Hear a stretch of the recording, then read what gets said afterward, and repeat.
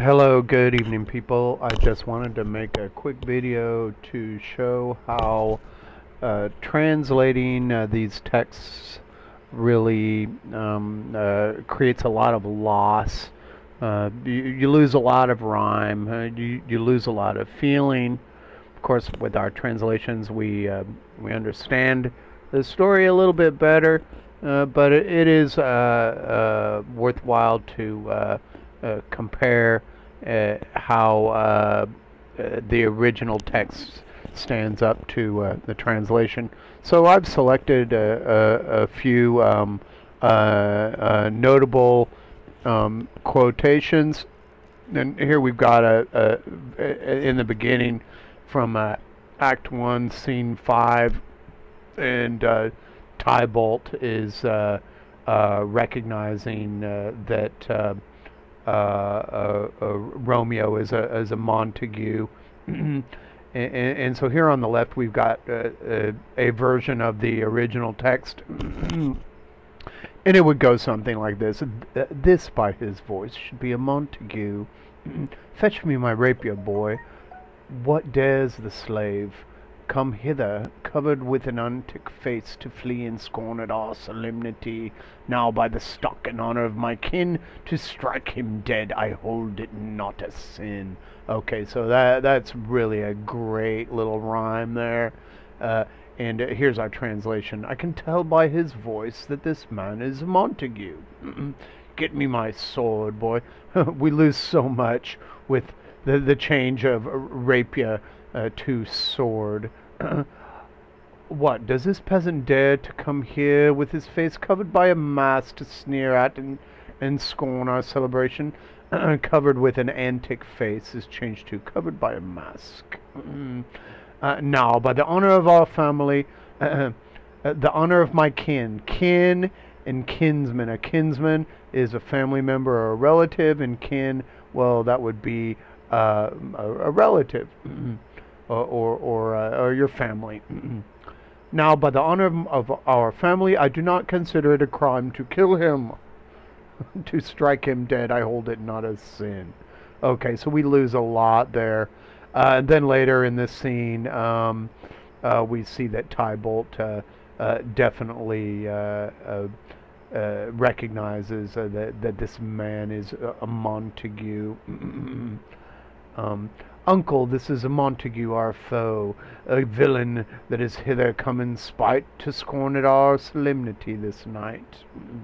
Changes to, Uncle, this man is a Montague, our enemy. He's a scoundrel who's come here out of spite to mock our party.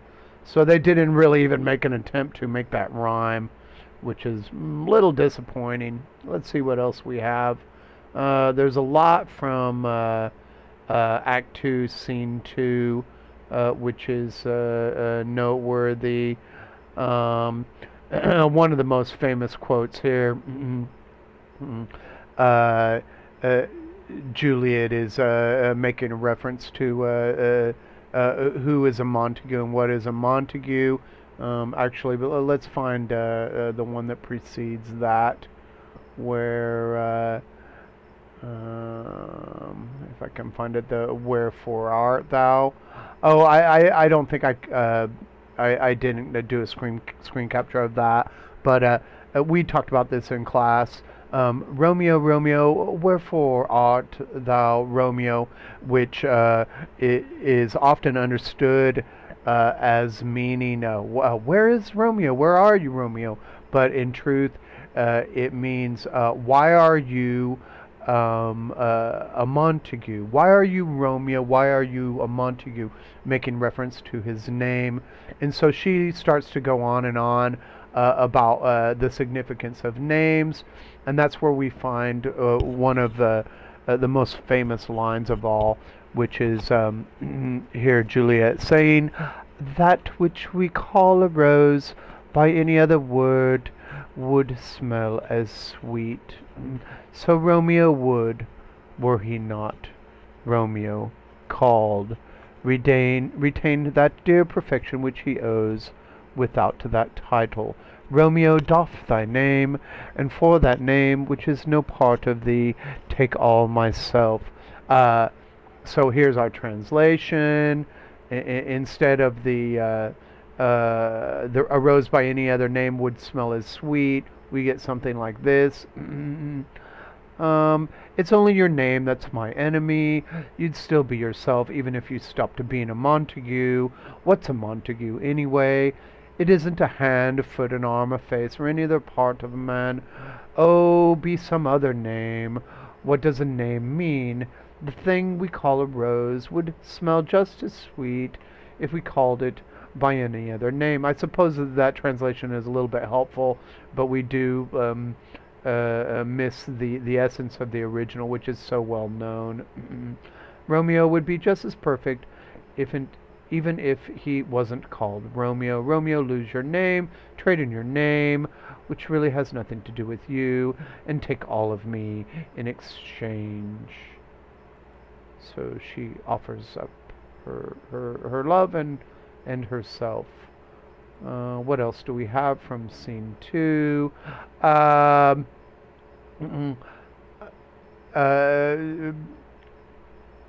Romeo has sworn something by the moon, and Juliet comes in with, oh, swear not by the moon, the inconstant moon that monthly changes in her circle orb, lest that thy love prove likewise variable. Difficult rhyme to make there.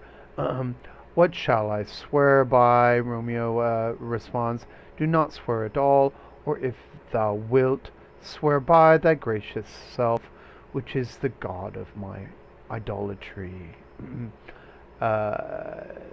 We lose a lot of that essence when it's translated to don't swear by the moon, and so oh, swear not by the moon changes to don't swear by the moon. For me, it's very stiff and very dry. The moon is always changing. Every month, its position in the sky shifts. Sort of a technical translation there. I don't want you to turn out to be that inconsistent. 2. What shall I swear by changes to what should I swear by. And if you have to swear, swear by your wonderful self.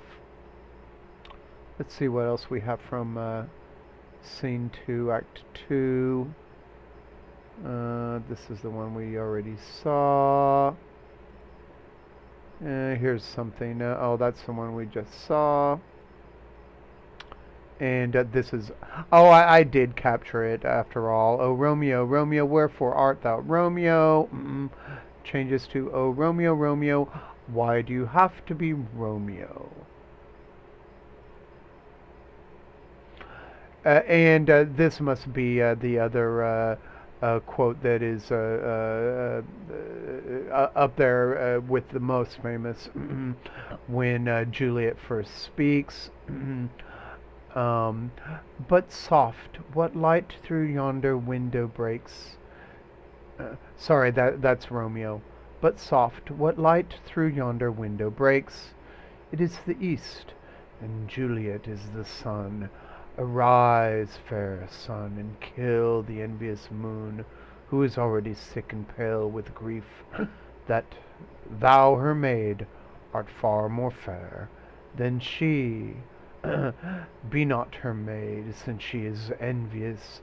Her vestal livery is but sick and green, and none but fools do wear it. Cast it off.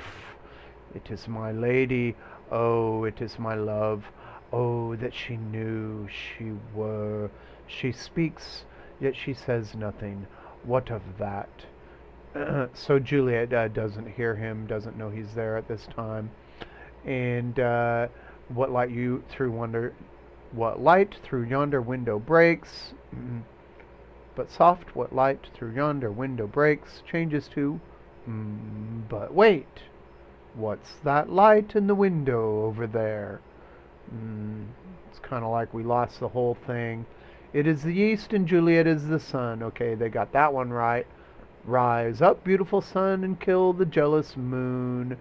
And then later in the translation, which I suppose this is helpful, um, uh, Romeo makes a reference to virginity, and that only fools would hold on to their virginity. So again, this is an example of how Shakespeare was very direct with respect to sexual references. What else do we have? Okay, from Act 2, at the end of Act 2, this is where we have some foreshadowing, and I made a point of bringing this up in class, where Friar Lawrence mentions these violent delights have violent ends, and in their triumph die, like fire and powder, which as they kiss consume the sweetest honey, is loathsome in his own deliciousness, and in the taste confounds the appetite. Therefore love moderately, long love doth so, too swift arrives, as tardy as too slow. So a very nice little rhyme there. Sorry, I didn't begin in the correct accent, but I tried to end sounding a little more British. And here we've got the translation that these sudden joys have sudden endings. These violent delights have violent ends. They burn up in victory like fire and gunpowder. When they meet as in a kiss, they explode. Too much honey is delicious, but it makes you sick to your stomach. I really think this is a sexual reference. Therefore, love each other in moderation. That is the key to long-lasting love. Too fast is as bad as too slow. So we really don't have any other rhymes. It really is just a translation. So then moving right along, we've got something a little bit later in the story that I wanted to make a point of. And let me just make sure here. I think that's all I got. Yeah, there it is right there in Act 3, where Mercutio, he curses both the houses of Montague and Capulet. This was when he has been stabbed by Tybalt, and now he's dying. So this is what we get in the original version. I am hurt, a plague on both your houses I'm sped. Is he gone, and hath nothing? What, art thou hurt? Benvolio asks. Mercutio, and he downplays it. Aye, a scratch. Marry, 'tis enough. Where's my page? Go, villain, fetch a surgeon. So he realizes that it's a serious wound. We've got our translation here that I've been hurt. May a plague curse both your families. I'm finished. Did he get away clean? What, are you hurt? What, art thou hurt? Changes to, what, are you hurt? Aye, a scratch. Yes, it's a scratch, just a scratch. But it's enough. Where's my page? Go, boy, get me a doctor. Don't know why they had to change surgeon to doctor, but that's what they did. So here we've just got a few examples of what is lost in translation. A few notable quotables from Romeo and Juliet.